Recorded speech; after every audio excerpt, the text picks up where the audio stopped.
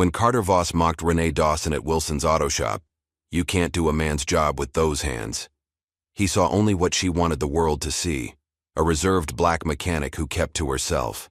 He couldn't see the NASA plaques hidden in her apartment or recognize the calculating precision in her eyes as she accepted his impossible engine challenge. The cameras rolling behind him captured his smug confidence, not the slight tremor in Renee's hands as she touched technology eerily similar to the classified propulsion system she'd abandoned 7 years ago after the accident that left her fiancé comatose. The other mechanics placed bets on her failure, unaware that Commander Dawson's return to engineering wouldn't just humiliate a prejudiced CEO.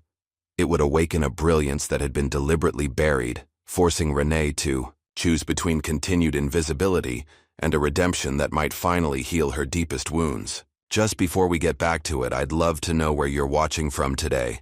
And if you're enjoying these stories, make sure you're subscribed, because tomorrow's special episode is one you definitely don't want to miss. The smell of motor oil and the soft hum of machinery filled the air at Wilson's Auto Shop. Located in the heart of a working-class neighborhood in Detroit, the garage had been serving locals for decades. Among the grease-stained concrete floors and well-worn tools, Renee Dawson worked with quiet precision on a vintage Mustang engine. At 38, Renee wasn't what most people expected when they thought of an auto mechanic. Her dark skin was mostly free of the tattoos that adorned many of her colleagues' arms, and her braided hair was always neatly tucked under a faded blue bandana. While the other mechanics chatted loudly and played classic rock over portable speakers, Renee worked in near silence, her movements efficient and deliberate. "Hey, Renee, can you take a look at this?" called Frank Miller, a heavy-set mechanic with 20 years at Wilson's. "I can't figure out why this timing belt keeps slipping." Without a word, Renee wiped her hands on a rag and moved to Frank's workstation. She studied the engine for less than 30 seconds before pointing to a nearly invisible crack in the tensioner. "There's your problem," she said, her voice soft but confident. "Replace that, and it'll run smooth." Frank squinted at where she pointed, then whistled. "Damn, girl. How'd you spot that so fast?" Renee just shrugged and returned to her station. She didn't need to explain that to her. Engines spoke a language as clear as English. Every ping, every vibration, every smell told a story about what was happening beneath the hood. The radio suddenly cut off, and the shop fell unnaturally quiet. Renee looked up to see Luis Alvarez, her only real friend at the garage, gesturing toward the entrance. "Heads up," Luis whispered as he passed by her station. "The new boss is here." Through the open bay doors walked a procession that looked wildly out of place in the gritty garage. Leading the pack was a tall, white man in his mid-40s wearing a tailored navy suit that probably cost more than Renee's monthly rent. His blonde hair was perfectly styled, and his smile seemed practiced for television. Behind him trailed 3 people with cameras and tablets, frantically taking notes and photos.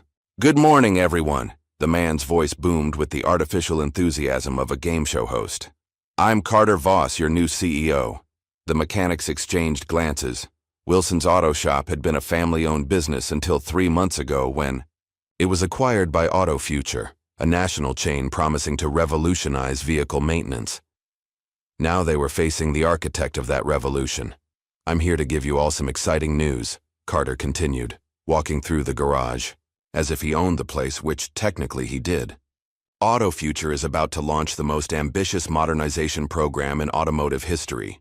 We're talking AI diagnostics, automated repair systems, and digital customer experiences that will change the industry forever." He stopped at the center of the shop floor, his shiny leather shoes a stark contrast to the oil-stained concrete.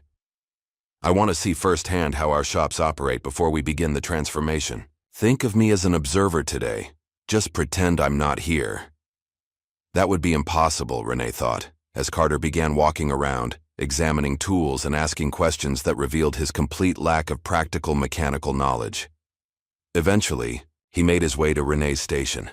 She was deep in concentration, carefully reassembling the vintage engine's carburetor. "And what are we working on here?" Carter asked, leaning too close for comfort. "Rebuilding a 1967 Mustang 390 V8, Renee replied without looking up. Carter nodded as if he understood. "Ah, right. The V6 model. V8. Renee corrected automatically. The 390 cubic inch was never offered as a V6. Carter's smile flickered for just a moment. Of course, that's what I meant. He turned to his entourage. Get some shots of this interesting project. One of the photographers stepped forward, aiming his camera at Renee's hands as they delicately adjusted a tiny spring. Are you training here? Carter asked Renee. She finally looked up, her dark eyes meeting his. I've been a mechanic for 15 years. I'm the senior specialist for classic restorations. Carter's eyebrows rose slightly. Really? That's unexpected. He glanced at her hands again. Those don't look like a mechanic's hands. They do the job, Renee said simply. Well, Carter chuckled, looking back at his PR team. You can't do a man's job with those hands. The garage fell silent. Luis, who was working nearby, straightened up and glared at Carter. Even the photographers looked uncomfortable. Renee didn't respond immediately. Her expression remained neutral, but something flashed behind her eyes. A momentary fire quickly contained. She set down her tools with deliberate care. Is there something else you needed, Mr. Voss? She asked, her voice calm but edged with steel. Before Carter could answer, the sound of a truck backing up to the garage entrance caught everyone's attention. A flatbed truck was delivering what appeared to be an engine, but unlike any standard automobile engine, it was sleek with unusual components and a design that looked more aerospace than automotive. Ah, perfect timing. Carter clapped his hands together. Everyone gather around, this is something special. The mechanics reluctantly assembled near the truck as workers unloaded the engine onto a rolling platform. It was about the size of a standard V8, but with a completely different configuration. More compact, with titanium components and what looked like specialized cooling systems. This, Carter announced proudly, is the ARX-7 prototype. It was developed by my R&D team for experimental aviation applications, but we've had technical difficulties. None of my engineers have been able to get it running properly. He swept his arm toward the engine dramatically. I'm offering a challenge to Wilson's finest mechanics. Fix this engine, get it running to specifications, and I'll award the successful team a promotion and a 6-month pay raise. The mechanics murmured among themselves, examining the strange engine with a mixture of interest and skepticism. How long do we have? Asked Frank. 72 hours, Carter replied. His eyes drifted to Renee, and a small, smug smile crossed his face. Let's see if the lady mechanic can make it sing. Louise stepped forward. That's not, I'll do it, Renee interrupted quietly. All eyes turned to her. Carter's smile widened. Wonderful. The clock starts now. He turned to his PR team. Make sure you document this. It'll make a great story for our company newsletter, one way or another. As the crowd dispersed, Luis approached. Renee, you don't have to prove anything to this jackass, he whispered. I know, she replied, already studying the engine with intense focus. But I'm going to anyway. After her shift ended, Renee drove her modest Toyota Corolla to her apartment in a quiet neighborhood on the east side of the city. The 2-bedroom unit was simple but tidy, with furniture that had been chosen for function rather than style. What set Renee's home apart were the walls. Where most people might hang family photos or artwork, Renee's walls displayed framed certificates, awards, and plaques, all from NASA. Engineering Excellence Awards, commendations for breakthrough research, and recognition for leadership on classified projects. On her bookshelf sat advanced aerospace engineering textbooks, alongside theoretical physics volumes, many dog-eared and annotated in Renee's neat handwriting. In her bedroom, on the nightstand, stood a silver frame holding a photograph of a younger Renee in a NASA flight suit, standing proudly in front of a space shuttle. Beside her in the photo was a handsome man with warm brown eyes and an infectious smile, his arm around her shoulders. They both looked radiantly happy. Renee picked up the photo, tracing the man's face with her finger. You wouldn't believe the day I had, Caleb, she whispered. She was interrupted by the sound of her phone ringing. The screen showed blocked number. Renee hesitated before answering. Hello? You working on engines again, Commander Dawson? The male voice was deep and formal. Renee tensed. Who is this? Doctor, William Porter, NASA Security Division. We've detected some unusual activity in our database. Someone's been searching for information about your old project. Thought you should know. I haven't accessed any classified material, Renee said quickly. We know, Dr. Porter replied. That's what concerns us. Someone else has. Be careful, Commander. The line went dead. Renee stared at her phone, then at the photograph of Caleb. Her past, it seemed, was catching up to her. Meanwhile, in his luxury hotel suite, Carter Voss was having a private conversation with Luis and two other mechanics from Wilson's. I'll be blunt, Carter said, swirling an expensive whiskey in a crystal glass. I can't afford the optics of being shown up by, well, you know. He didn't have to specify who he meant. Make sure she doesn't succeed with that engine. You want us to sabotage her? Luis asked, uncomfortable. Carter frowned. That's such an ugly word. I prefer to think of it as ensuring a fair playing field. After all, she's just a mechanic, and that engine was designed by aerospace engineers with PhDs. What's in it for us? Asked one of the other mechanics. Carter smiled. How does a management position in the new auto future sound? Once we automate most of the repair work, we'll need skilled supervisors. The men exchanged glances, but remained silent. Just keep her distracted, Carter continued. Misplace a tool here. Give her the wrong specs there. Nothing obvious. I'm not asking you to break anything. After they left, Carter made a phone call. It's me, he said. Run a deeper background check on Renee Dawson. There's something about her that seems familiar. Late that night, after everyone had gone home, Renee returned to the garage. She had a key, a privilege granted to senior mechanics for emergency client work. Tonight, however, she wasn't working on a customer's vehicle. The ARX-7 prototype sat in the corner of the shop, covered with a tarp. Renee removed the covering and circled the engine slowly, studying every inch with the careful eye of someone who knew exactly what she was looking at.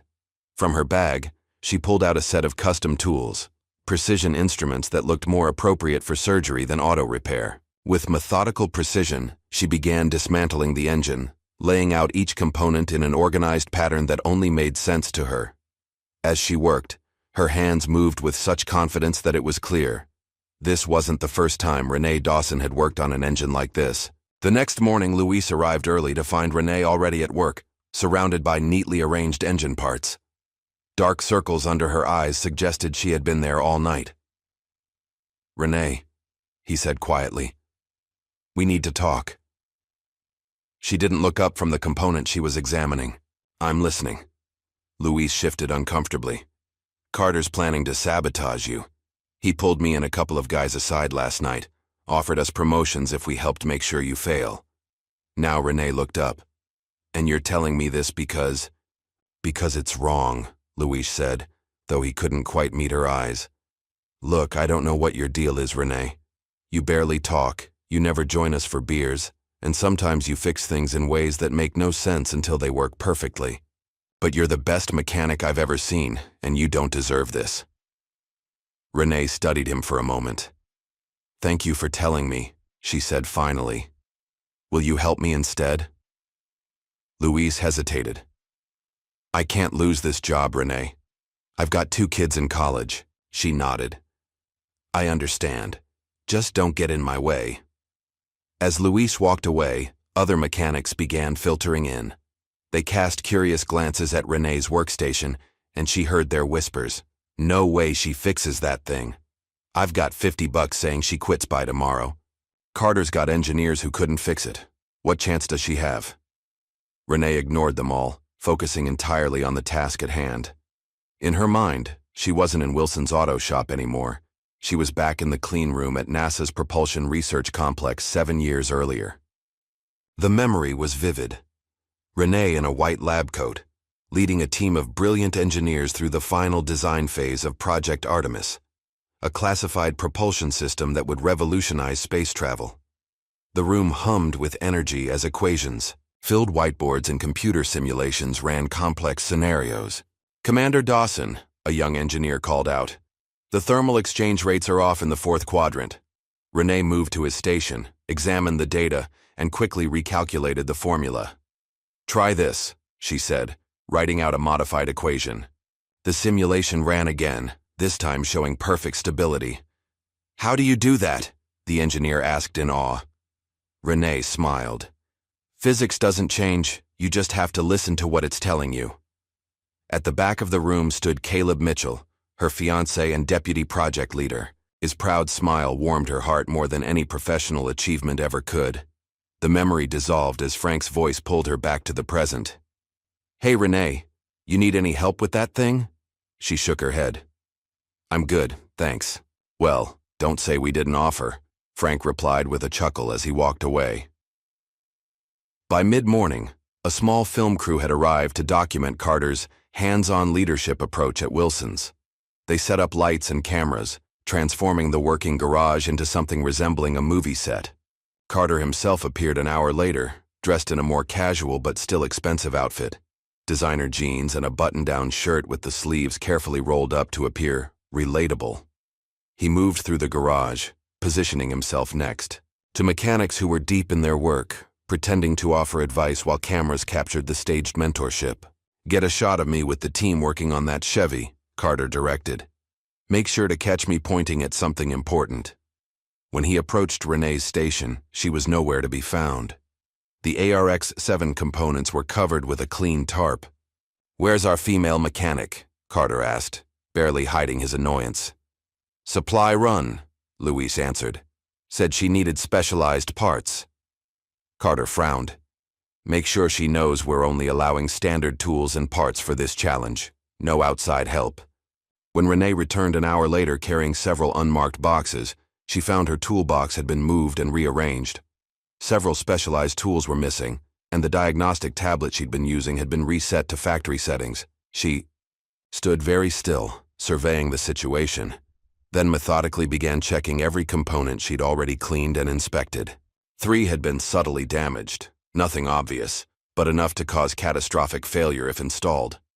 Instead of reporting the sabotage, Renee simply retrieved a spare toolbox from her car, this one with a heavy-duty lock, and continued working. She replaced the damaged components with ones from her unmarked boxes and proceeded as if nothing had happened. As the day progressed, a young woman in Auto Future's trainee uniform found reasons to pass by Renee's station repeatedly. Finally, during lunch break when the garage was nearly empty, she approached. "Excuse me, Ms. Dawson?" The young woman was, in her early 20s, with bright eyes and nervous energy. Her name tag read, Kira Thomas. Renee looked up. "Yes?" "I just wanted to say..." Kira glanced around to make sure no one was listening. "I recognize you from a documentary I watched in engineering school, Breaking Barriers, Women in Aerospace. You were in it for like 30 seconds, but I never forgot your name." Renee's expression remained neutral, but her posture tensed slightly. "Don't worry," Kira continued quickly. "I won't tell anyone. I'm not really a trainee. I have a master's in mechanical engineering, but no one would hire me because I didn't have real-world experience. When I saw you working here, I couldn't believe it. Would it be okay if I watched you work sometimes? After hours, maybe?" Renee studied the young woman for a long moment. "Be at the back door at 8 p.m. Don't tell anyone." Kira's face lit up. "Thank you. I won't let you down." As Kira hurried away, Renee noticed Luis watching the exchange from across the garage. The conflict was clear on his face, loyalty to Renee battling against self-preservation. She remembered the day Luis had been passed over for promotion because she had solved a problem that had stumped the entire shop for weeks. The owner had praised her in front of everyone, and Luis's resentment had been palpable. He'd been cordial since then, but the competitive edge never fully disappeared. That afternoon, Carter brought in a group of engineers from Auto Future's Innovation Division. They stood around the ARX-7, pointing and discussing the design while occasionally glancing at Renee with barely concealed disdain. "The problem is in the combustion chamber design," one engineer said loudly enough for Renee to hear. "No amount of mechanical tinkering will fix a fundamental conceptual flaw." Another added, "It would take a complete redesign of the fuel delivery system." "She's wasting her time." Renee continued working, appearing to ignore them. On her workbench lay several pages of hand-drawn schematics, complex mathematical models and redesigned components that looked nothing like standard automotive engineering. One of the engineers drifted closer, intending to mock her efforts, but stopped short when he saw her calculations. His eyes widened in surprise. He opened his mouth to say something, then closed it again, casting a nervous glance at Carter before walking away. As evening approached and the garage emptied, Renee finally allowed herself a moment of vulnerability. She sat alone on a stool, staring at the partially reassembled engine, fatigue evident in every line of her body. From her pocket, she pulled out a worn photograph, the same one from her nightstand, showing her and Caleb in their NASA days. She traced his face with her finger. "I owe you more than this failure," she whispered, her voice cracking slightly. "I owe you the truth." The sound of the back door opening made her quickly tuck the photo away. Kira entered hesitantly, carrying 2 cups of coffee. "I thought you might need this," she said, offering one to Renee. "Figured it's going to be a long night." Renee accepted the coffee with a nod of thanks. "You really want to help?" "More than anything," Kira replied earnestly. "Then I need you to understand something," Renee said, her voice low and serious. "This isn't just an engine. It's a statement." She gestured for Kira to come closer and began explaining her approach to the ARX-7, not as a mechanic fixing a broken engine, but as an engineer redesigning a flawed concept. Kira listened with rapt attention as Renee revealed a depth of knowledge that went far beyond automotive mechanics. Outside in the parking lot, Luis sat in his car, watching the light in the garage window. His phone buzzed with a text from Carter. "Update?" Luis stared at the message for a long time before finally typing his response. "She's still working. No progress yet." He put the phone down and continued watching the window, the war within himself still raging. Behind that window, Renee Dawson was no longer hiding who she truly was, at least not from Kira. "For the first time in years, Commander." Renee Dawson, former lead engineer of NASA's classified propulsion program, was bringing her full brilliance to bear on a problem worthy of her talents. And somewhere across town, in a long-term care facility, Caleb Mitchell lay unresponsive in a hospital bed, the silent catalyst for both Renee's greatest achievements and her most painful regrets. The morning sunlight slanted through the high windows of Wilson's auto shop, casting long shadows across the concrete floor. Renee had worked through the night with Kira's help, and the ARX-7 engine was now partially reassembled. The 2 women had developed an efficient rhythm, with Renee directing and Kira following her instructions with impressive precision. "That's enough for now," Renee said, covering the engine with a clean tarp. "Get some rest, come back tonight." Kira nodded, fighting back a yawn. "This is amazing. The way you redesigned the fuel injection system, they don't teach that approach anywhere." "They do," Renee replied quietly. "Just not in automotive engineering programs." As Kira left through the back door, the front entrance of the garage opened. Carter Voss strode in with his usual entourage, looking fresh and energetic in contrast to Renee's exhaustion. Today, he had added several people in business attire to his group, investors, based on their expensive watches and attentive expressions. "And this is where the magic happens," Carter announced, gesturing around the garage with theatrical flair. "Soon, most of this will be automated. Our AI diagnostic systems will identify problems with 99.8% accuracy, and our robotic repair units will handle the grunt work." The investors nodded appreciatively, jotting notes on tablets and murmuring among themselves. "What about the mechanics?" one investor asked, an older woman with sharp eyes. "What happens to them?" Carter's smile never faltered. "We'll retain the best as supervisors and specialists for the complex cases that still require a human touch. The rest will be given generous severance packages. It's the price of progress, I'm afraid." His gaze landed on Renee, who was cleaning her tools with methodical care. "Speaking of which, how is our special project coming along?" Renee met his eyes but didn't respond. "Not feeling talkative today?" Carter's smile took on a harder edge. "Let's see what you've accomplished." He walked to her station and pulled the tarp off the engine. His confident expression faltered slightly as he examined the partially assembled ARX-7. Even to his untrained eye, it looked different, more streamlined, with several components modified or completely redesigned. "What have you done to it?" he demanded, his voice sharp. "Fix the design flaws," Renee stated simply. The original configuration couldn't achieve stable combustion because the fuel delivery system was fundamentally incompatible with the compression ratios. Carter's eyes narrowed. "You weren't supposed to redesign it. You were supposed to fix it as is." "You asked for it to run according to specifications," Renee countered. "This was the only way." One of the investors stepped forward, intrigued. "May I?" he asked, gesturing toward the engine. Renee nodded, and the man examined her work with a professional eye. "Interesting approach," he said after a moment. "Where did you learn this technique?" Before Renee could answer, Carter interrupted. "We should continue our tour. I want to show you the prototype of our automated diagnostic station." As the group moved away, Carter lingered behind for a moment. "Don't get comfortable with your little project," he said quietly to Renee. "Your position here is far from secure." Later that afternoon, Renee took the engine through its first test run. The mechanics gathered around, curious despite their skepticism. Luis stood slightly apart from the group, his expression unreadable.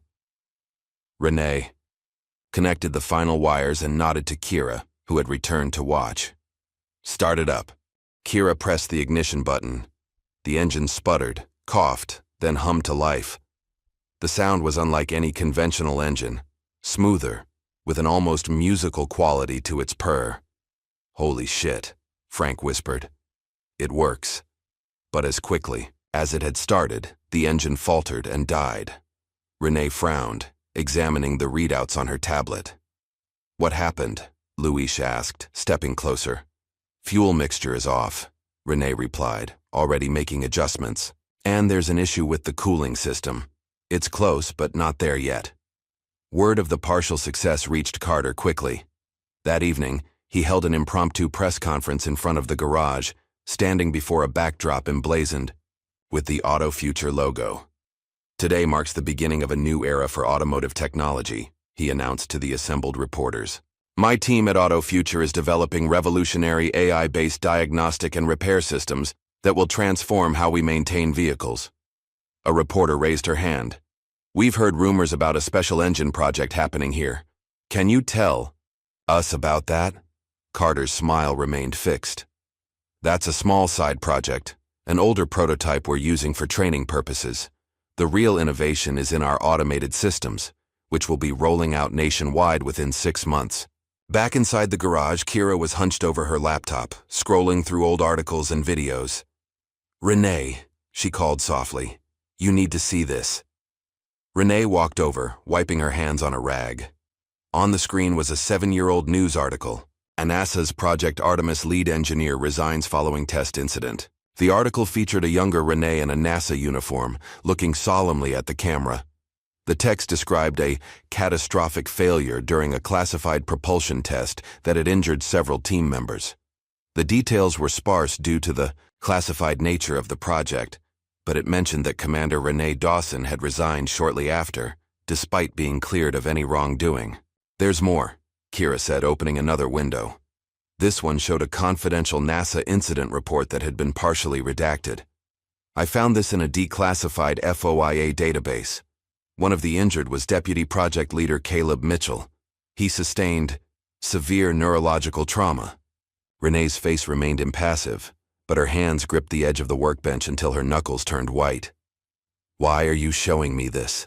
she asked, her voice barely audible. "Because I think Carter Voss knows," Kira replied. "I did some digging. 7 years ago, he was working as a consultant for Quantum Aerospace, a NASA subcontractor that lost the bid for the propulsion system your team was developing." Renee closed her eyes briefly. "You should go home, Kira." "But go home, I need to think." After Kira left, Renee sat alone in the dimly lit garage, the weight of the past pressing down on her. She opened her phone and looked at the photo of her and Caleb, taken just days before the accident. They had been planning their wedding, dreaming of a future together exploring the boundaries of aerospace engineering. Then came the test failure, the investigation, the endless questions, and finally, Caleb's diagnosis. Permanent neurological damage with minimal chance of recovery. She had resigned not because of guilt. The investigation had concluded that the failure was due to a manufacturing defect in a component supplied by an outside vendor, but because she couldn't bear to continue the work that had cost her everything that mattered. The next morning, Renee arrived to find Luis waiting for her, his expression grim. "Carter wants to see you in the office," he said. Renee nodded and made her way to the small office at the back of the garage. Carter sat behind the desk, a tablet in front of him displaying what appeared to be her NASA personnel file. "Commander Dawson," he said, emphasizing her former title. "I knew I recognized you from somewhere." Renee remained standing, saying nothing. Imagine my surprise when I discovered that the quiet mechanic in my garage was once the brilliant leader of NASA's most classified propulsion program. Carter leaned back in his chair.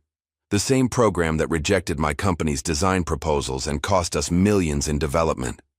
"Your designs were flawed," Renee said simply. "They would have failed catastrophically under real-world conditions." Carter's pleasant mask slipped, revealing a flash of genuine anger. "You don't remember me, do you?" "I was there at the review board, junior partner, sitting in the back. I watched you demolish months of my work in less than 10 minutes. "I remember," Renee replied. "Your calculations for thermal dissipation were based on ideal conditions that would never exist in actual operation." His jaw tightened. "And yet, look where we both ended up. I'm running a multi-million-dollar company, and you're a grease monkey hiding from your past. What do you want, Carter?" He smiled, the anger disappearing behind his practiced corporate facade. "I want you to stop. Work on the ARX-7 immediately. The design modifications you've made constitute theft of corporate intellectual property. You challenged me to fix it. That's what I'm doing." Carter shook his head. "The challenge was a test of mechanical skill, not an invitation to redesign proprietary technology. As of this moment, you're terminated from Wilson's Auto Shop. Security will escort you out." Two large men in Auto Future security uniforms appeared at the door. Renee looked at them, then back at Carter. "You're making a mistake," she said quietly. "No, Commander Dawson," Carter replied, emphasizing her title mockingly. "The mistake was yours when you decided to play engineer again after your last project put people in the hospital." Renee's expression didn't change, but something cold and hard flashed in her eyes. Without another word, she turned and walked out, the security guards following close behind. The mechanics watched in confusion as Renee was escorted to her locker to collect her personal items. No one spoke to her or questioned what was happening. Only Kira approached, her face twisted with indignation. "This is wrong," she said. "He can't do this." "He can," Renee replied calmly. "It's his company." "But the engine, your work. Let it go, Kira. Some battles aren't worth fighting." As Renee walked out of the garage for what seemed like the last time, Luis stepped forward. "Renee, I didn't know he was going to." She cut him off with a look. "Save it, Luis. We both know what happened here." That night, Kira sat in her small apartment fuming with righteous anger. She opened her laptop and began typing furiously, compiling everything she had found about Renee's NASA career, the accident, and Carter's connection to it all. She added links to technical papers Renee had published, testimonials from former colleagues, and footage from the NASA documentary that had briefly featured her. With a deep breath, Kira published the entire collection to her engineering blog and shared it across multiple social media platforms with the caption, "The Silenced Genius: How Corporate America Punishes Excellence." By morning, the post had gone viral. Engineering students, women in STEM, and industry professionals were sharing it with outraged comments about Carter's treatment of Renee. News outlets picked up the story, with headlines questioning why one of NASA's most brilliant engineers was working as an auto mechanic and had now been fired for her excellence. Meanwhile, Renee had disappeared. She wasn't answering her phone, and no one answered when Kira knocked on her apartment door. Unknown. To anyone, Renee had driven 3 hours to a specialized long-term care facility in the countryside. The Meadowbrook Care Center was a peaceful place surrounded by gardens and trees. Renee walked through its quiet corridors until she reached room 217. Inside, lying in a hospital bed surrounded by monitoring equipment, was Caleb Mitchell. Oh my, body was thin but well cared for, his face serene in its stillness. Only the slow rise and fall of his chest indicated that he was alive. Renee sat beside him and took his hand. "I tried to live in silence," she whispered. "I thought if I stayed small, stayed hidden, the past couldn't find me." She squeezed his unresponsive hand. But it did anyway. She spent hours talking to him, explaining everything that had happened with the ARX-7 engine and Carter Voss.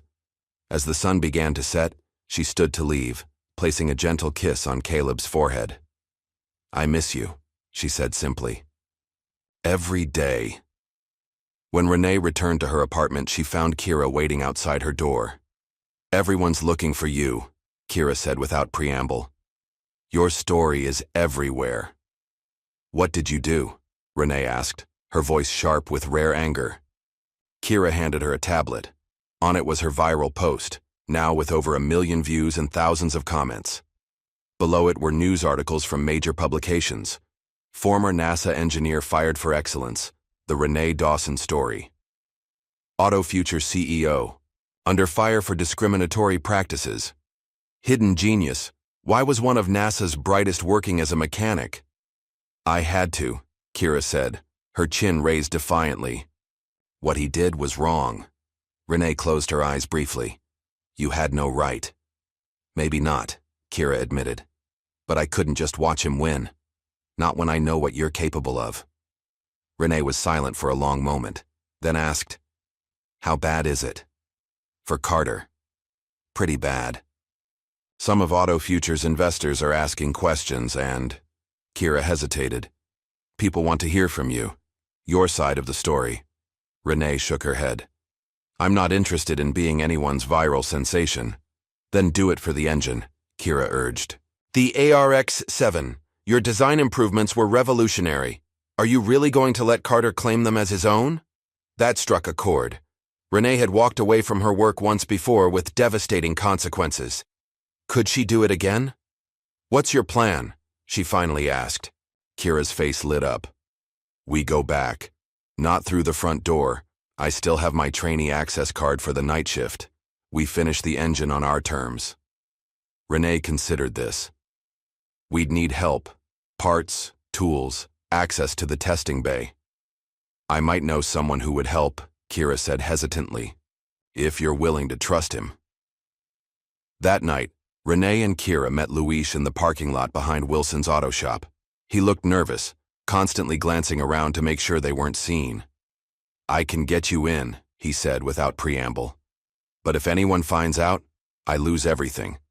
"Why help us now?" Renee asked, her voice cool. Luis met her gaze directly for the first time. "Because I was wrong. Because what Carter's doing isn't just unfair, it's theft. He's planning to take your work and pass it off as his innovation team's breakthrough."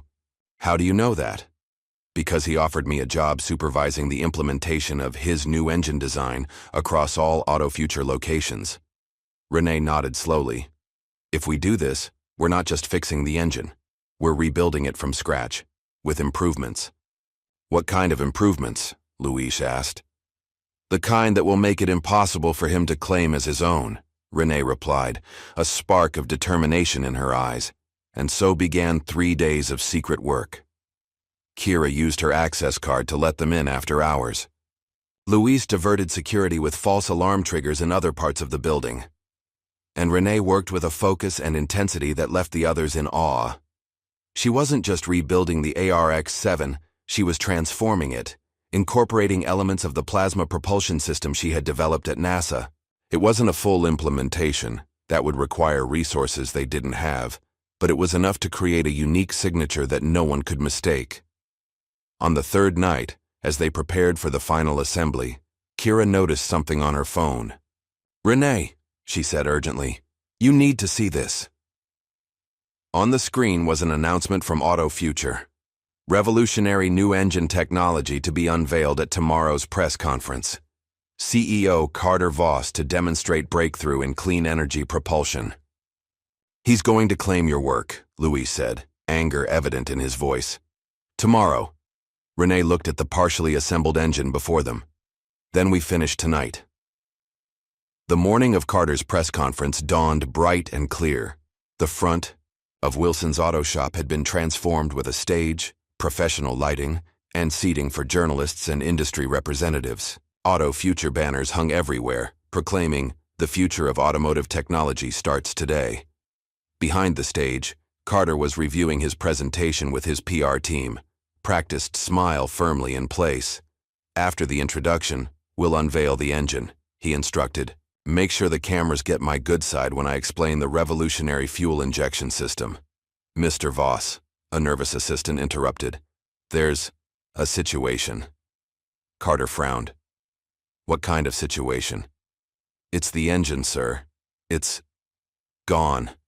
"What do you mean, gone?" Carter's voice rose sharply. "It's not in the testing bay where we left it. And there's something else." The assistant handed him a tablet. This just went live on all major automotive news sites. On the screen was a live stream titled, "The Truth About Innovation." It showed the ARX-7 engine, or rather a transformed version of it, sitting in what appeared to be the back room of Wilson's Auto Shop. Standing beside it was Renee Dawson, looking directly into the camera. "My name is Commander Renee Dawson," she said, her voice calm and authoritative. "Former lead engineer of NASA's Project Artemis. Today I'm setting the record straight about innovation, credit, and truth."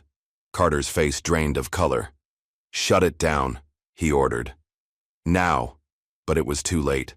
The live stream was being shared across platforms, with viewers increasing by the thousands every minute. Outside, journalists were already watching it on their phones, murmuring excitedly among themselves. On the screen, Renee continued. 3 days ago, I was fired from my position as a mechanic for improving an engine I was challenged to fix. Today I'm going to show you what that engine can really do, and why the person claiming credit for it couldn't possibly have designed it." She turned to the engine and began a detailed explanation of the modifications she had made, using language that only someone with advanced aerospace engineering knowledge could have mastered. She pointed out the flaws in the original design, demonstrated her solutions, and explained the principles behind her improvements. "And now," she said, "we'll start it up." The camera moved to show Kira standing at a control panel. She pressed a button, and the engine came to life. Not with the rough sputter of their earlier attempt, but with a smooth, powerful hum that was unlike anything a conventional engine would produce. The sound was almost musical in its perfection. The readings on the display panel showed extraordinary efficiency levels and minimal emissions. The engine was running at peak performance, with a fraction of the fuel consumption of a standard model. Outside, the crowd at Carter's press conference had turned their attention entirely to the live stream. Reporters were already calling their editors, changing their stories from Carter's announcement to Renee's demonstration. Carter stormed into the garage, security guards and PR team in tow, to find Renee, Kira, and Luis standing beside the running engine. Camera phones were recording everything. "Turn that off immediately," Carter demanded. "This is corporate espionage and theft of intellectual property." Renee faced him calmly. "Nothing was stolen, Mr. Voss. You challenged me to fix a broken engine. I did exactly that. With unauthorized modifications using proprietary technology." "Actually," came a new voice from the doorway, "the technology in question belongs to NASA, not Auto Future." All heads turned to see an elegant older woman walking into the garage. Her silver hair was pulled back in a neat bun, and she carried herself with the confident authority of someone used to being in charge. "Dr. Martina Lee," the woman introduced herself, former director of propulsion research at NASA, and Renee's mentor. Carter's expression flickered between confusion and alarm. "This is a private corporate matter, Dr. Lee. It doesn't concern NASA." "I'm afraid it does," Dr. Lee replied coolly. "The core technology being implemented here was developed under Project Artemis, which remains partially classified. Furthermore, our records indicate that Quantum Aerospace, your former employer, Mr. Voss, was explicitly denied rights to this technology 7 years ago due to safety concerns." She turned to Renee with a warm smile. "It's good to see you working again, Commander. Your improvements to the plasma containment field are particularly impressive. Renee nodded, a flash of emotion crossing her face at the use of her former title. Thank you, Dr. Lee. Reporters had followed the confrontation inside, their cameras capturing every moment. Carter tried to regain control of the situation. This is a publicity stunt, he declared loudly. Ms. Dawson was a junior assembler who followed my team's instructions. The design is entirely AutoFuture's intellectual property. Is that so? Kira stepped forward, tablet in hand. Then perhaps you can explain these? She projected a series of video clips onto the wall. They showed Renee working on the engine over the past 3 nights, drawing complex schematics, calculating equations, and implementing design changes that were clearly her own. The timestamps can't be faked, Kira explained to the now captivated reporters. And neither can the math. Anyone with an engineering background can see that these are original calculations, not something copied from existing designs. Carter's face flushed with anger. She was an employee working on company time with company resources. Anything she developed belongs to AutoFuture. Former employee, Louise corrected, stepping forward. You fired her before she made these modifications. And as for company resources, he held up receipts. Every part, every tool used in this rebuild was purchased privately. I have the documentation right here. The story was spinning rapidly out of Carter's control. Reporters were firing questions from all directions. Photographers were capturing his increasingly desperate expression, and the elegant hum of Renee's engine provided a perfect soundtrack to his downfall. As the chaos unfolded, Renee stood quietly, beside her creation, neither gloating nor arguing. When a reporter asked her directly why she had been working as a mechanic instead of an engineer, she answered simply. Sometimes, she said, we need to step away from who we were to find out who we can become. The media frenzy continued to build throughout the day. By evening, automotive blogs were publishing detailed analyses of Renee's engine design, praising its innovative approach to clean energy. Tech magazines were running profiles of her NASA career and mysterious disappearance from the aerospace world. Social media was flooded with clips of Carter's increasingly defensive responses, contrasted with Renee's calm expertise. The next morning, Renee received a call from an unfamiliar number. Commander Dawson, a formal voice greeted her. This is Martin Hoffman, chairperson of AutoFuture's board of directors. We'd like to speak with you at your earliest convenience. 3 hours later, Renee sat in a luxurious conference room at AutoFuture's corporate headquarters. Around the massive table sat 8 board members, all watching her with varying degrees of curiosity and respect. Ms. Dawson, Hoffman began, the events of yesterday have placed our company in a complicated position. I understand, Renee replied. Mr. Voss has been suspended pending an internal investigation, Hoffman continued. His handling of the situation was unacceptable, and preliminary findings suggest he may have deliberately misrepresented several aspects of the engine project to this board. Murmurs of agreement came from the other members. We would like to offer you a position as Chief Innovation Officer for AutoFuture's new Research and Development Division. Your expertise in propulsion technology is precisely what this company needs to move forward in the clean energy space. Renee considered the offer carefully before responding. I'm grateful for the opportunity, she said finally.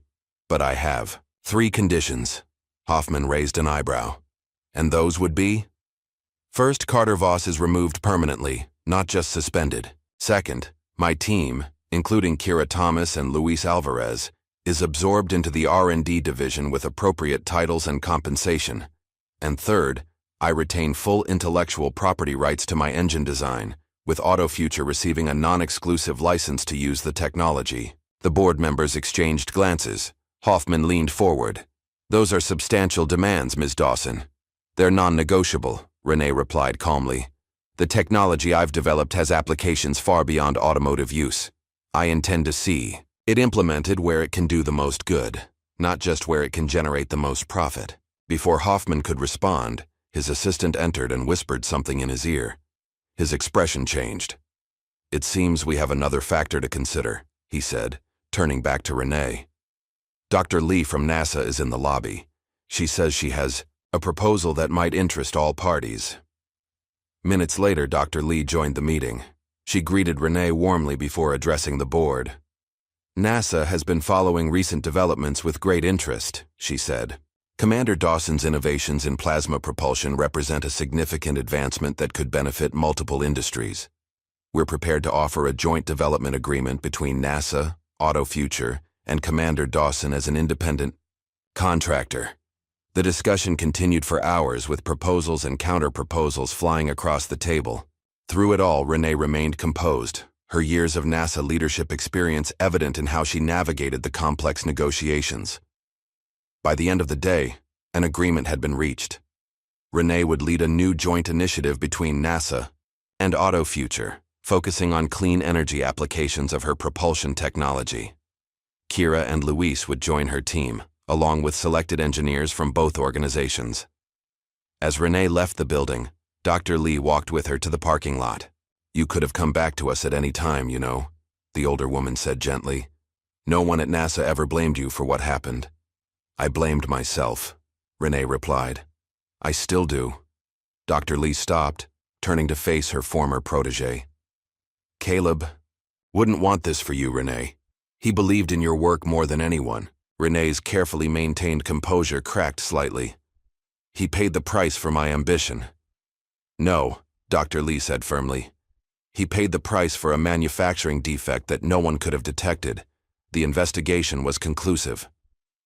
Before Renee could respond, her phone buzzed with a notification.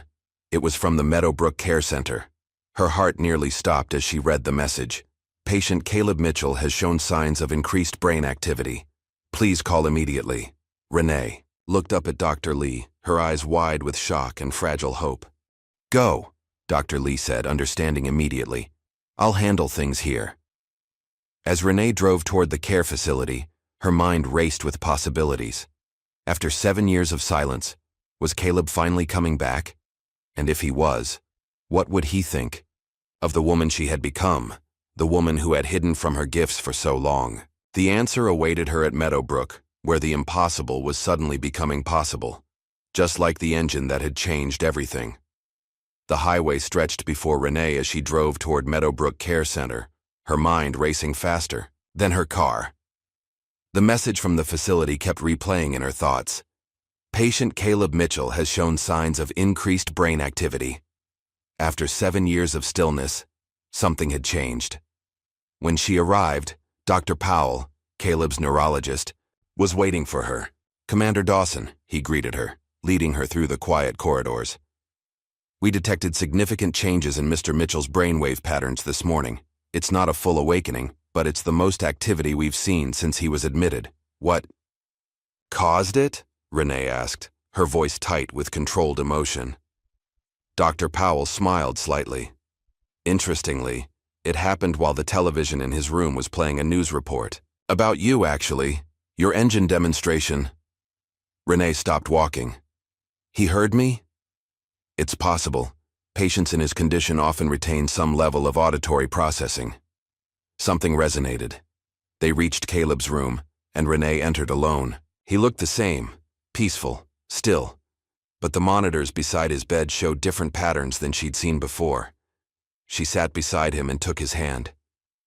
"I'm here, Caleb," she whispered. "I found my way back. Maybe you can too." She stayed for hours, talking to him about everything that had happened: the engine, Carter, the media storm, the board meeting. As evening approached, a nurse gently suggested that Renee get some rest. "We'll call immediately if there's any change," she promised. Reluctantly, Renee drove to her apartment, where she found Kira waiting with takeout food and a stack of newspapers. "You're on every front page," Kira announced, spreading them out on the coffee table. "The black female engineer who outsmarted a corporate giant." Renee picked up one paper with the headline, "NASA Genius Exposes Tech Discrimination." Another, "Frida's Innovation vs. Intimidation, the Renee Dawson story." "This isn't what I wanted," Renee said quietly. "Maybe it's what was needed," Kira replied. "Look at this." She opened her laptop to show Renee an email inbox flooded with messages. "These are all for you.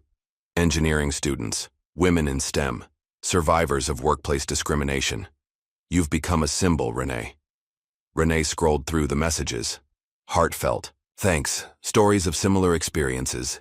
Expressions of newfound courage inspired by her stand. There's more, Kira continued. An online petition demanding Carter's removal has over 3 million signatures. Major tech blogs are running exposés on his history of taking credit for other people's work. And NASA has issued a formal statement confirming your role in Project Artemis. Before Renee could respond, her phone rang. It was Luis. You need to know what's happening, he said without preamble. Carter's not going down without a fight. He's meeting with investors, trying to salvage his position. Let him try, Renee replied, too emotionally drained to feel concerned. It's worse than that, Luis continued. He's digging into your past, looking for anything he can use against you. The next morning proved Luis right. Several tech blogs published leaked footage of Renee arguing with a colleague at NASA, edited to make her appear unstable. Anonymous sources claimed she had been difficult to work with, prone to taking unnecessary risks. Dr. Lee called immediately. Don't engage with this nonsense, she advised. We're handling it from our end. By afternoon, NASA had released internal records from the accident investigation, conclusively showing that Renee had not only followed all safety protocols, but had actually identified the potential component failure before it happened. Her warnings had been documented but overruled by procurement officials who insisted the parts met specifications. The media narrative shifted again, now portraying Renee as a whistleblower who had been ignored, then scapegoated. Meanwhile, the Auto Future Board called an emergency session. Public pressure was mounting for decisive action against Carter, and major investors were threatening to pull out if the situation wasn't resolved. Martin Hoffman, the board chair, made the call to Renee himself. The board has voted unanimously to terminate Carter Voss's employment, effective immediately, he informed her. We'd like to move forward with your proposed innovation lab, with full funding and the team structure you requested. Renee took a deep breath. And my intellectual property rights? Granted, as specified in your terms. Auto Future will retain non-exclusive licensing with royalties paid for all commercial applications. It was a complete victory, one that left Renee feeling strangely hollow. Success had come so suddenly after years of self-imposed exile that she barely knew how to process it. That evening, as media requests continued to flood in, Renee returned to Meadowbrook. She needed the quiet, the perspective that came from sitting with Caleb. She found Dr. Powell waiting for her, his expression cautiously optimistic. There's been more activity today, he said. Stronger responses to stimuli. We've adjusted his medication to support potential increased consciousness. Renee nodded her thanks and entered Caleb's room. She sat beside him and began her now familiar monologue, updating him on the day's events. Halfway through, she noticed his eyelids flutter slightly. Caleb, she whispered, heart pounding. His eyes opened, just barely, just briefly, before closing again. But in that moment, there was a flicker of recognition that sent electricity through Renee's veins. She pressed the call button, and medical staff rushed in, checking monitors and performing quick assessments. This is promising, Dr. Powell said, examining Caleb's responses. Very promising. But remember, recovery from prolonged coma is typically a gradual process, not a sudden awakening. Renee barely heard him. In that brief moment of connection, she had seen the man she loved looking back at her. Nothing else mattered. The next few days passed in a blur of meetings, interviews, and hospital visits. Renee agreed to a single televised interview with a respected science journalist, where she spoke candidly about her experiences both at NASA and as a mechanic. She avoided criticizing Carter directly, instead focusing on the broader issues of recognition and opportunity in technical fields. The problem isn't just individual bad actors, she explained. It's systems that assume brilliance has a specific appearance. I disappeared myself because I couldn't bear the weight of what happened, but hiding our light doesn't serve anyone, not ourselves, not progress, and certainly not those who come after us. Her words resonated far beyond the engineering community. Overnight, Renee became a reluctant icon for anyone who had ever been dismissed or underestimated. At Meadowbrook, Caleb continued showing signs of increased awareness, longer periods, with open eyes, occasional hand squeezes, subtle reactions to voices.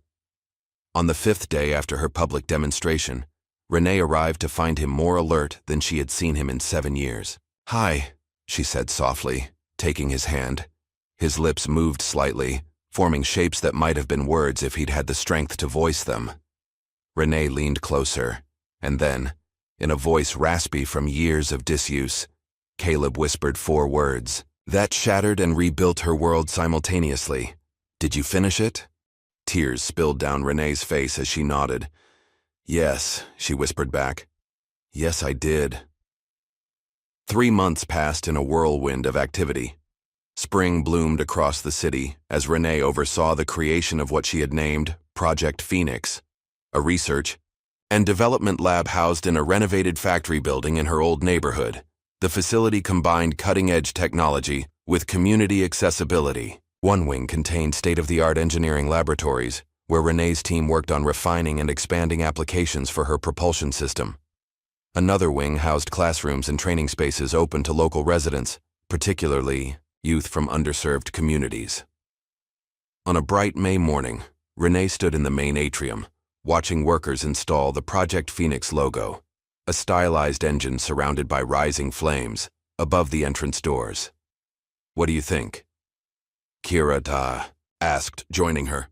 In the months since their public stand against Carter, Kira had grown from eager assistant to confident project manager, overseeing much of the lab's day-to-day operations. "It's better than I imagined," Renee replied honestly. "When I left NASA, I never thought I'd build anything again."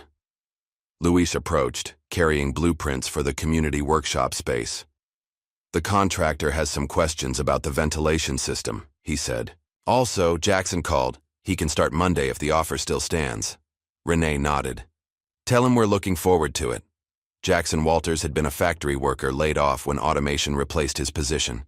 He had no formal engineering training but possessed an intuitive understanding of mechanical systems that Renee recognized immediately during his interview. He was the 5th former factory worker she had hired, part of her commitment to finding overlooked talent. The hiring strategy raised eyebrows among traditional engineers, but Renee remained firm. Her team now included former mechanics, single mothers returning to the workforce, and even 2 ex-convicts with self-taught programming skills. Alongside them worked NASA-trained engineers and university researchers, creating an unconventional but remarkably effective team. "The supply chain manager from AutoFuture is here for your meeting," Kira reminded her. "And Dr. Lee called. NASA approved the additional funding for the educational outreach program." As Renee headed to her office, she passed the memorial wall, a simple display honoring the Project Artemis team members who had been injured in the accident 7 years ago. It had been Kira's idea, a way of acknowledging the past while moving forward. Renee had resisted at first, but now found it strangely comforting. Her office was deliberately modest. She wanted resources focused on the labs and community spaces, not executive comforts. The only personal touches were a small plant and a new photograph. Caleb in his wheelchair during his first visit to Project Phoenix 2 weeks earlier. His recovery continued to progress slowly but steadily. He had regained some speech capability and limited movement in his upper body. The doctors remained cautiously optimistic about further improvement, though they warned that a full recovery was unlikely after such prolonged neural inactivity. Renee didn't care. Having Caleb back in any capacity felt like a miracle she had no right to expect. That evening, after most staff had gone home, Renee sat alone in the testing bay, watching the prototype of their latest engine run through its diagnostic cycle. The soft hum filled the room, a sound that still brought her a sense of peace and accomplishment. She was so absorbed that she didn't hear Caleb's wheelchair until it was beside her. "Thinking deep thoughts?" he asked, his speech careful but clear. "The result of intensive therapy." Renee smiled, just enjoying the moment. "How was physical therapy today?" "Brutal," he replied with a small grin. "Worth it." They sat in comfortable silence, watching the engine together. So much remained unspoken between them. The years lost, the pain endured, the uncertain future. But they had developed a new way of being together, taking each day as it came. "Have doubts sometimes," Renee admitted quietly, "about all of this. Whether I'm the right person to lead it." Caleb studied her face. "The woman I knew never doubted her abilities. The woman you knew disappeared for a long time." "Not completely," he countered. "She was hiding, but she was still there, still fixing things no one else could."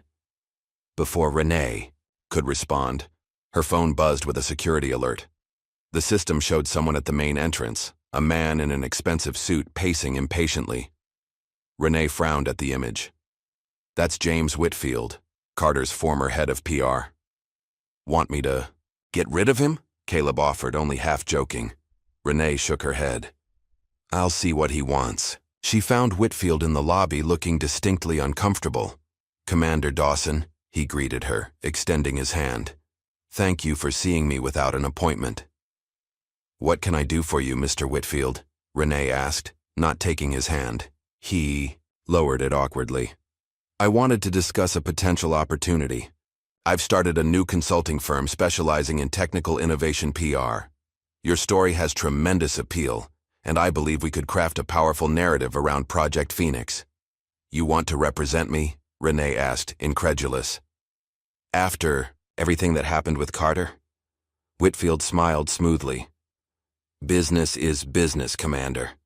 The public loves a redemption story, and yours has all the elements of a bestseller. We could secure book deals, speaking engagements, perhaps even film rights." Renee studied him for a moment. "You've mistaken what happened as a publicity stunt, Mr. Whitfield. It wasn't. It was about the work, the engines, the technology, the potential to create actual change." "Of course," he backpedaled quickly. "And amplifying your story would help spread that message to a wider audience." "My story isn't for sale," Renee said firmly. "And neither is Project Phoenix. Our work will speak for itself." After showing him out, Renee returned to find Caleb waiting with a knowing smile. "Let me guess," he said. "Someone wanting to capitalize on your fame?" "Something like that." She sat beside him. "I never wanted to be a symbol or an inspiration. I just wanted to build engines. Sometimes we don't get to choose what we become." "To others," Caleb replied. "But we do get to choose what we do with it." The following week brought a different kind of challenge. Project Phoenix was scheduled to demonstrate its first complete prototype, a compact, efficient engine for public transportation that produced virtually zero emissions. Local officials, industry representatives, and community members had been invited. The night before the demonstration, disaster struck.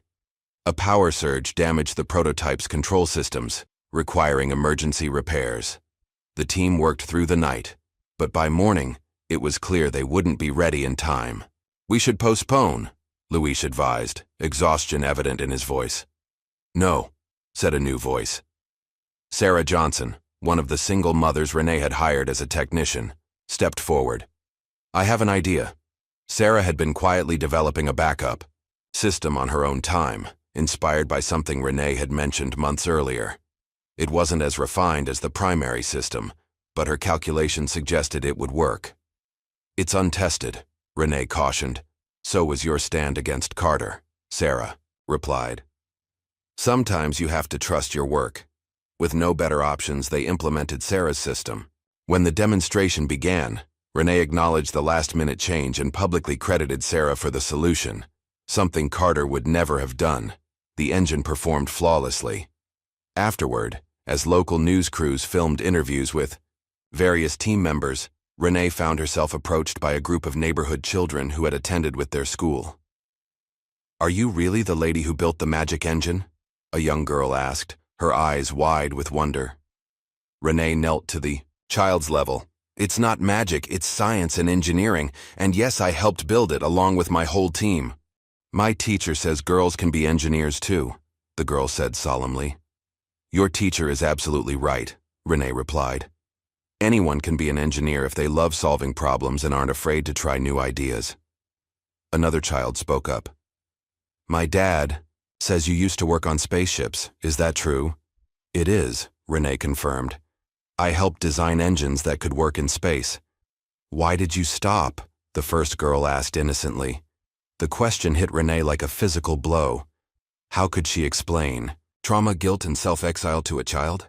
But as she looked at their curious faces, she realized they deserved something real, not a sanitized version. I made a mistake, she said carefully. Not with the engines. They worked exactly as designed. But I stopped believing in myself. I thought if I made myself smaller, if I hid my abilities, I couldn't fail again. Did it work? Another child asked. Renee smiled sadly. No. It just meant I wasn't there to help when I could have been. But you're helping now, the first girl pointed out with impeccable child logic. Yes, Renee agreed, feeling something tight in her chest loosen slightly. Yes, I am. That evening, Renee met with Dr. Lee in her office.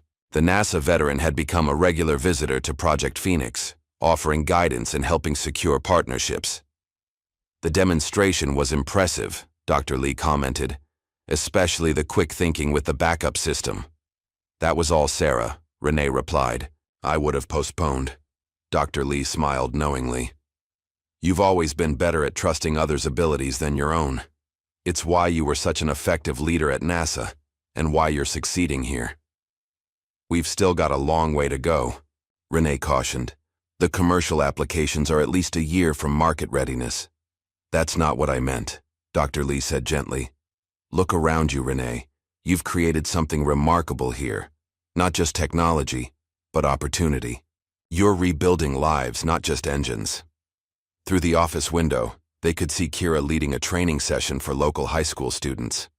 In another room, Luis was mentoring a team of community members on basic engineering principles. Even Caleb was engaged, using his expertise to help the software team refine their simulation models. It's a start, Renee conceded. Later that night, she drove Caleb back to his new apartment near the facility. His recovery had progressed enough that he could live independently with minimal assistance, a fact that filled Renee with quiet joy.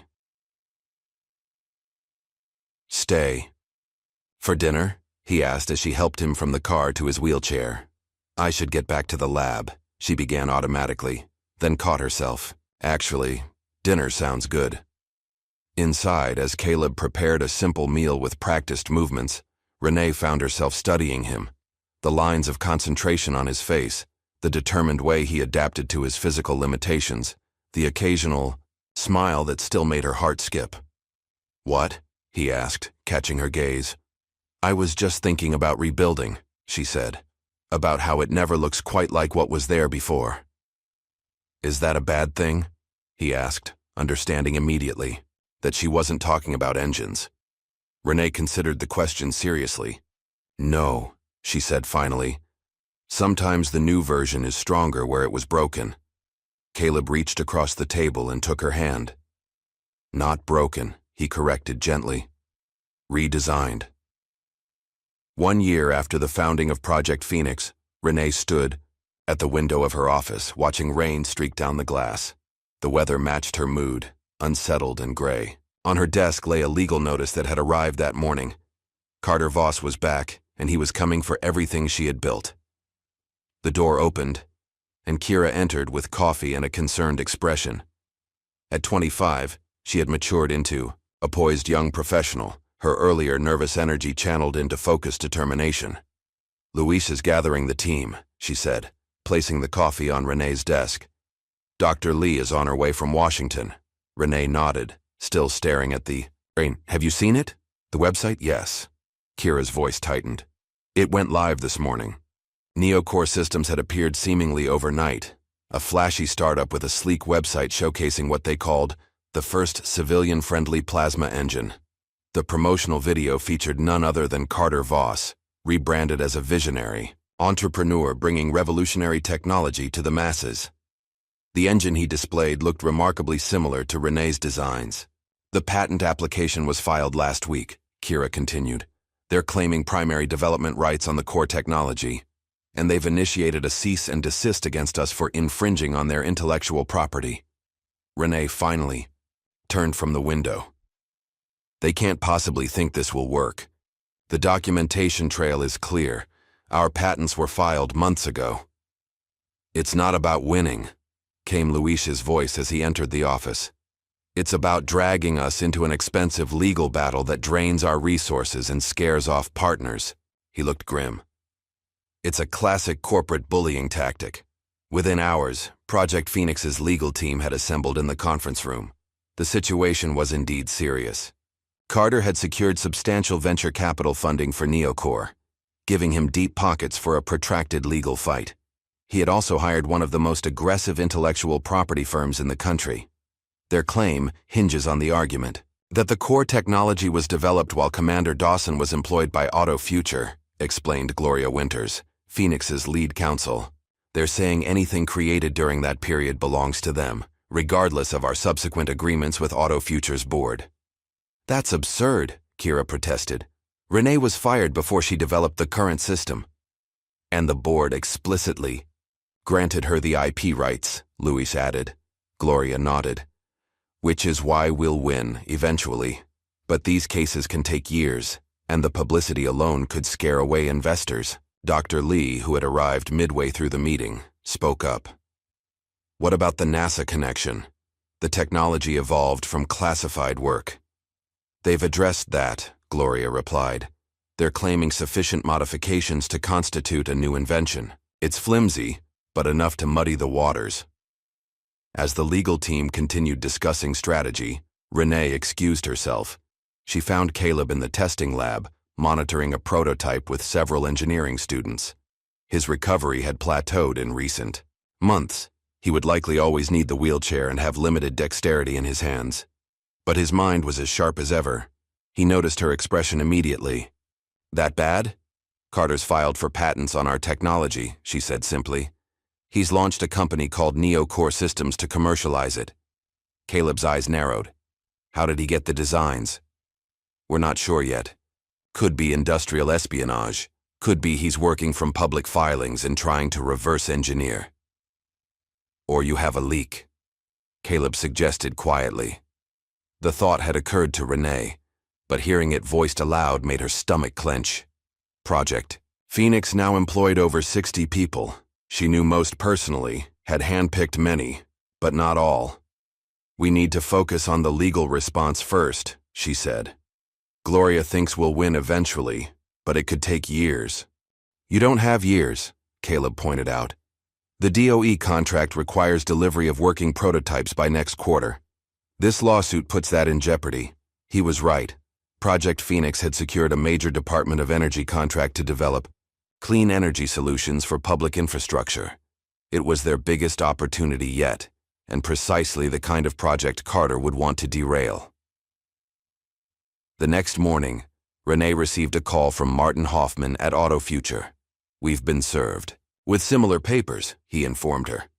Carter is claiming we breached our fiduciary duty by giving away valuable intellectual property. Will Auto Future stand with us? Renee asked directly. There was a slight hesitation. The board is meeting this afternoon to discuss our position. The hesitation told Renee everything she needed to know. Corporate allies were often the first to retreat when legal storms brewed. By week's end, the situation had deteriorated further. Tech publications were running stories about the plasma engine patent war, complete with Carter's carefully crafted quotes about protecting genuine innovation from opportunists. Several potential investors had postponed meetings with Project Phoenix, citing the uncertain legal situation. Worst of all, the Department of Energy had called to express concerns about the contract timeline. We can't afford delay, Renee told her core team during an emergency Saturday meeting. If we miss the DOE milestones, we lose everything we've built. We need to take this public, Kira suggested. Tell our side before Carter controls the narrative completely. Luis shook his head. A public battle plays into his hands. He's got professional PR people spinning this already. So what do we do? Asked Sarah Johnson, who had been promoted to lead technician after her success with the backup system. Renee considered their options. We fight on two fronts. The legal team handles the court battle. The rest of us focus on completing the DOE prototype ahead of schedule. We prove our value through results, not rhetoric. The strategy required round-the-clock work. Renee divided the staff into 3 shifts to ensure continuous progress. She herself barely left the facility, often sleeping on the couch in her office for a few hours before returning to the lab. 2 weeks into this grueling schedule, NeoCore escalated the conflict by announcing their first public demonstration of the NeoCore plasma drive at a major tech conference. The timing was clearly designed to undermine Project Phoenix's DOE presentation scheduled for the following month. "He's trying to establish first public use," Gloria explained. "It strengthens their patent position." "Can we get an injunction?" Renee asked. "We've filed, but the judge is unlikely to rule before the conference." That evening, as Renee reviewed test results in her office, she was surprised by a visit from Beth Taylor, one of their newer engineers who had joined from a major aerospace corporation 6 months earlier. "Commander Dawson," Beth said, clearly nervous. "I need to tell you something." Renee set aside her tablet. "What is it?" "Before I came here, I worked for Quantum Aerospace." She paused. "The same company where Carter was once a consultant." Renee felt a chill. "Go on." "He approached me about 3 months ago, offered me a substantial bonus to share information about Project Phoenix's designs." Beth's voice shook slightly. "I didn't do it, but I didn't tell you about it either. I was afraid you wouldn't believe me. Why tell me now?" "Because he's contacted others on the team, at least 2 that I know of." Beth handed Renee a thumb drive. "These are the messages he sent me. The timestamps and digital signatures should help your legal case." After Beth left, Renee immediately called Gloria. The evidence of Carter's attempted corporate espionage wouldn't end the legal battle, but it could significantly strengthen their position, especially if they could prove he had successfully obtained confidential information through illegal means. The next day brought an unexpected development. A package arrived for Renee containing a thumb drive and an anonymous note. "I worked for Carter at Quantum Aerospace. You should see this." The drive contained internal emails from 7 years ago, communications between Carter and Quantum executives, discussing ways to discredit Renee after she rejected their propulsion system design. More damning were recent emails outlining his strategy for NeoCore, explicitly stating his intention to leverage legal intimidation to force a settlement, regardless of the actual patent merits. Gloria was cautiously optimistic. "If we can authenticate these, they'll significantly strengthen our case. But we need to move carefully. Illegally obtained evidence can backfire." The legal team worked to verify the emails while Renee and her engineering team pushed forward with the DOE prototype. Days blurred into nights as the NeoCore demonstration date approached. 2 days before the tech conference, Renee received a surprise visitor, Dr. Adam Reynolds, a former NASA colleague who had worked under her on Project Artemis. "I saw the news about NeoCore," he explained after Renee welcomed him to her office. "Something didn't add up, so I did some digging."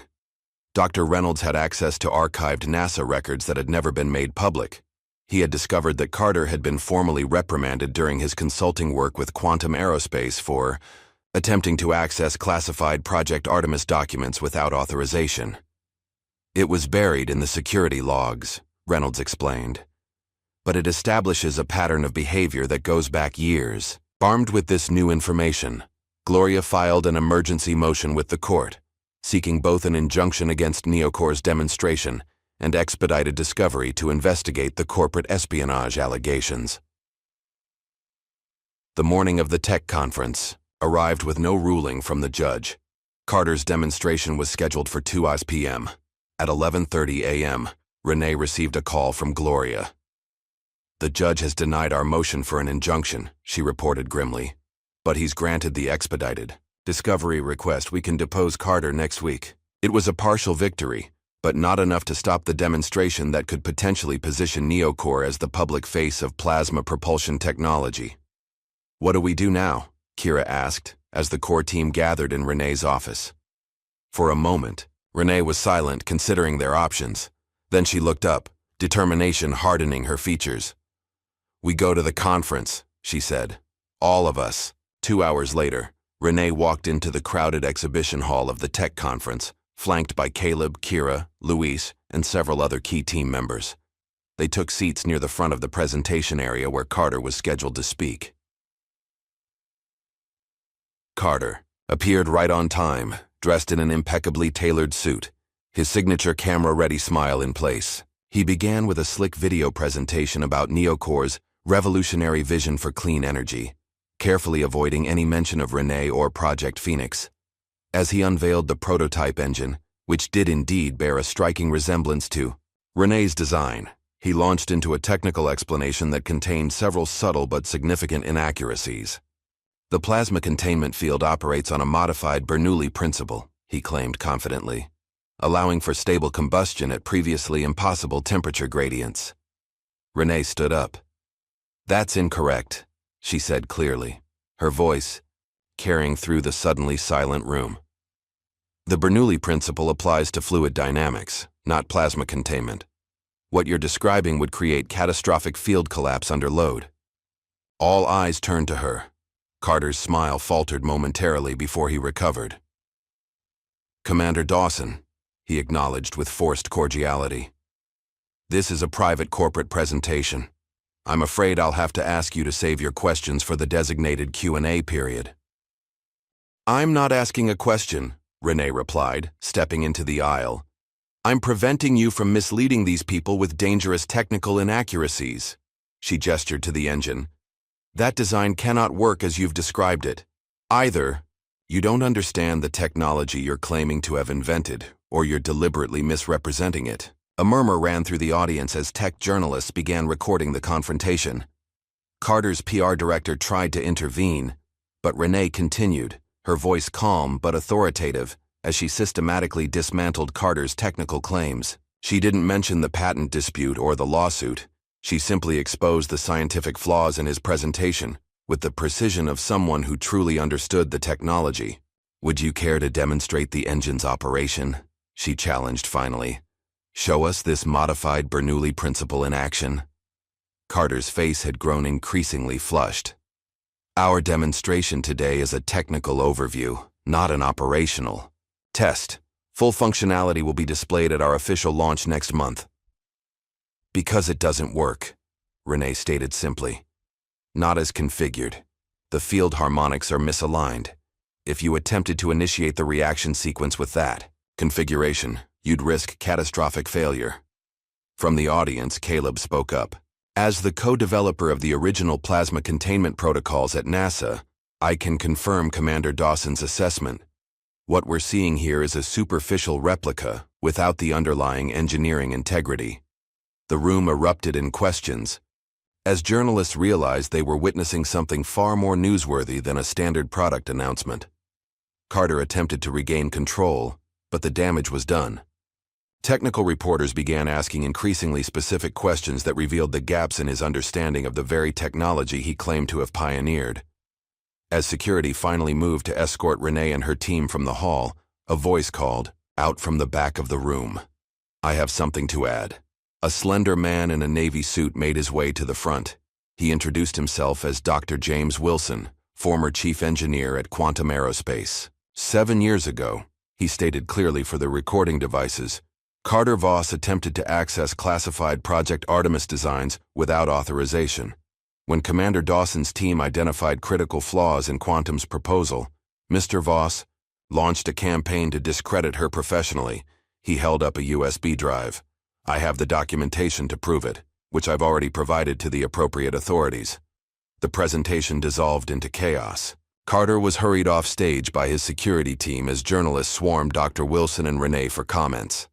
Outside the exhibition hall, Renee found herself surrounded by her team, all wearing expressions ranging from shock to elation. "That was either brilliant or insane," Luis said, shaking his head in amazement. "Probably both," Caleb added with a grin. Kira was already scrolling through social media on her tablet. "It's everywhere. Tech CEO exposed by former NASA engineer is trending. The technical breakdowns of his errors are getting thousands of shares." Dr. Wilson approached their group. "Commander Dawson," he said, extending his hand, "I should have come forward years ago. I apologize for the delay." "What made you do it now?" Renee asked as they shook hands. I saw what you've built with Project Phoenix. Not just the technology, but the opportunities you're creating. Some things are worth standing up for. 3 days later, Renee sat in a courtroom as the judge issued a preliminary ruling on their case. Based on the new evidence of Carter's corporate espionage attempts and past misconduct, the court granted a temporary restraining order preventing Neocore from displaying, demonstrating, or marketing any technology based on the disputed patents. Moreover, the judge referred the matter to federal prosecutors for potential criminal investigation into corporate espionage and securities fraud. Outside the courthouse, Gloria briefed the team on next steps. This is just the beginning of the legal process, but it's a very strong start. The evidence of intentional misconduct significantly strengthens our position. What about the DOE contract? Luis asked. I spoke with their legal department this morning, Gloria replied. They're proceeding with our agreement as planned. The restraining order against Neocore actually reassured them about our intellectual property rights. As the group dispersed, Dr. Lee pulled Renee aside. You took a significant risk at that conference, she said. It could have backfired spectacularly. It was the only play we had, Renee replied. Carter understands corporate maneuvering and legal tactics, but he never understood the technology itself. That was his vulnerability. Just like at NASA, Dr. Lee noted, he wanted the prestige without doing the work. She smiled slightly. The difference is that this time you stood your ground publicly. That evening, as Renee and Caleb shared a quiet dinner at his apartment, news broke that the Securities and Exchange Commission had opened a formal investigation into Neocore Systems and Carter Voss for potential investor fraud related to the misrepresentation of proprietary technology. It's over, Caleb said, raising his glass in a toast. He can't recover from this. It's not about him, Renee replied, clinking her glass against his. It never was. 5 years passed, bringing changes, both subtle and profound. On a crisp autumn morning, Renee stood on the observation deck of the Project Phoenix campus, now expanded to cover 3 city blocks of what had once been abandoned industrial space. The original building had been joined by 2 additional facilities, an advanced research center focusing on next-generation energy systems, and an education complex that offered everything from after-school programs for neighborhood children to advanced technical training for adults transitioning to new careers. At 48, Renee had acquired a few more silver strands in her braided hair and fine lines around her eyes that deepened when she smiled. She wore them proudly, like badges earned through a life fully lived. Below, a crowd was gathering for the day's main event, the public demonstration of Phoenix Transit, a zero-emission public transportation system based on Renee's plasma propulsion technology. Leading the final preparations was Kira, now 30, who had grown into her role as Director of Applied Technologies with impressive confidence. She's come a long way, came a voice beside her. Luis had joined her on the deck, his own hair now, liberally sprinkled with gray. We all have, Renee replied. Luis had transformed as well over the years. After discovering a talent for teaching during Project Phoenix's early community workshops, he had developed a vocational training program that had become a model for similar initiatives nationwide. His classes consistently produced graduates, who were immediately hired by top engineering firms, companies that had previously overlooked such candidates. The governor just arrived, Luis noted, pointing to the commotion at the main entrance. That's good press. Are the students ready? Renee asked. Luis grinned. Nervous as hell, but ready. Having them present their contributions to the project is inspired. The students in question were graduates of Phoenix's training programs who had worked on various aspects of the transit system. Renee had insisted they be featured prominently in today's presentation, rather than relegated to the background. It's their future we're building, she said simply. They should be the ones explaining it. As they descended to join the gathering crowd, Renee's phone buzzed with a news alert. She checked it, then showed the screen to Luis. Carter Voss, sentenced to 7 years for securities fraud and corporate espionage. Luis read the headline and whistled, softly. Couldn't have happened to a nicer guy. Let's not mention it today, Renee said. This is about looking forward, not back. The demonstration proceeded flawlessly. Kira led the technical presentation with polished expertise, while the students explained specific innovations with contagious enthusiasm. When the prototype vehicle, a sleek, silent transport pod powered by a compact plasma engine, completed its circuit around the test track, the crowd erupted in applause. Afterward, as journalists conducted interviews and officials toured the facilities, Renee slipped away to her office. On her desk sat a framed photo that hadn't been there that morning, Caleb in his NASA days, smiling broadly beside a space shuttle prototype. Beside it lay a handwritten note. "Remember where we started. Proud of where you've taken it. Love always, C." Renee touched the frame gently, a complex mix of emotions washing over her. She and Caleb had shared 6 remarkable years after his awakening, years of rebuilding, discovery, and deeper connection than they'd known even before the accident. His passing last year from a sudden aneurysm had been peaceful, but devastating nonetheless. Her grief was interrupted by a knock at the door. Dr. Lee entered, now fully retired from NASA, but still serving as a technical advisor to Project Phoenix. "Tintoise, from your admirers?" the older woman asked with a knowing smile. "Just taking a moment," Renee replied, gesturing to the photo. Dr. Lee nodded understanding. He would have loved today's demonstration. He saw the designs, Renee said.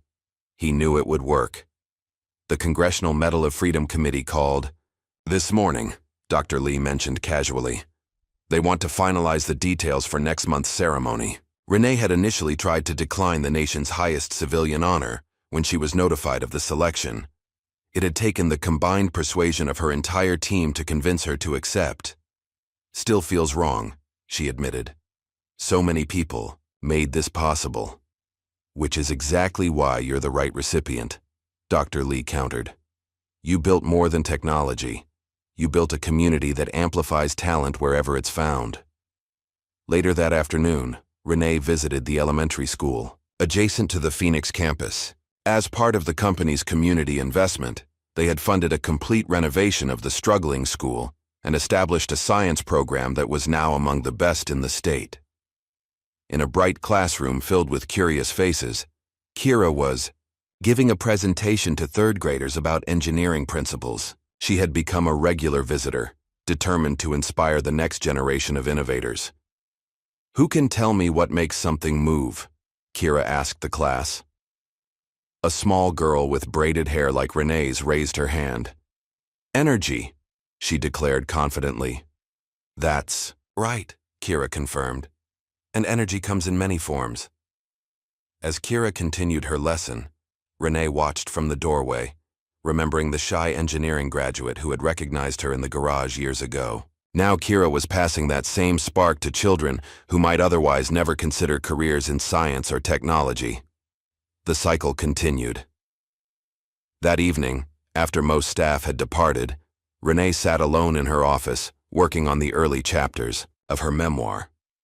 She had resisted the project for years, uncomfortable with focusing on her own story. What finally convinced her was the realization that her experiences might help others navigating similar challenges.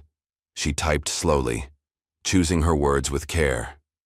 "We often speak of innovation as if it exists in a vacuum. Pure intellect divorced from human experience. But the truth is messier and more beautiful than that. Our greatest breakthroughs are shaped by our struggles, our setbacks, and most importantly, by the courage of those who refuse to be diminished by circumstance." Her writing was interrupted by a video call from an unfamiliar number. When she answered, the screen showed a classroom full of young girls in school uniforms, with Kira standing among them. "Surprise," Kira said, waving at the camera. "I'm visiting my old elementary school in Baltimore, and these future engineers had some questions for you." For the next 30 minutes, Renee answered questions about engines, space travel, and what. It felt like to stand up to someone who underestimated you. The girls listened with rapt attention, occasionally erupting in delighted laughter or serious nods of understanding. As the call ended, one small girl asked a final question. "Ms. Dawson, what should we do if someone tells us we can't do something because we're girls?" Renee considered her answer carefully. First, remember that their limitations aren't yours. Second, find people who believe in you. They're out there, I promise. And third, she smiled, prove them wrong by building something so amazing they can't ignore it. After the call, Renee stood by her office window, watching the lights of the city come on as dusk deepened into evening. Project Phoenix's illuminated logo cast a warm glow across the campus, a beacon in the growing darkness.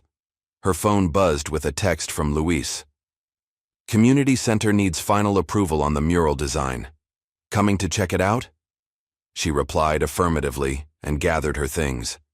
As she left the building, she passed the memorial wall, which had expanded over the years to honor not only the Project Artemis team, but also Caleb and others who had contributed to Phoenix's mission. Renee paused briefly, touching Caleb's plaque. "We finished it, love," she whispered. "Just like you knew we would." Outside, the air was cool and fresh with the promise of autumn. Renee walked slowly through the campus, noting the students still working in some labs, the cleaning staff who greeted her by name, the security guards who took pride in protecting what had been built here. This was her legacy, not just the technology or the buildings, but the lives transformed and the opportunities created. A future built by those who had once been told they didn't belong. As she approached the community center where the new mural was being completed, Renee thought about the journey that had brought her here, from NASA engineer to anonymous mechanic to reluctant icon to purposeful leader. Each phase had shaped her, each challenge had strengthened her resolve. The mural, when she saw it, brought unexpected tears to her eyes. It depicted a diverse group of people building something together, something that emitted light and lifted the entire community. Above them, in simple, powerful letters, were the words from the conclusion of her memoir, which she had only shared with a few people. "They told me I couldn't do a man's job, so I built a future that made theirs obsolete." Has someone ever dismissed your greatness before you had the chance to show what you're truly capable of? Like and subscribe for more stories of hidden brilliance, unexpected redemption, and the courage to reclaim your power against all odds.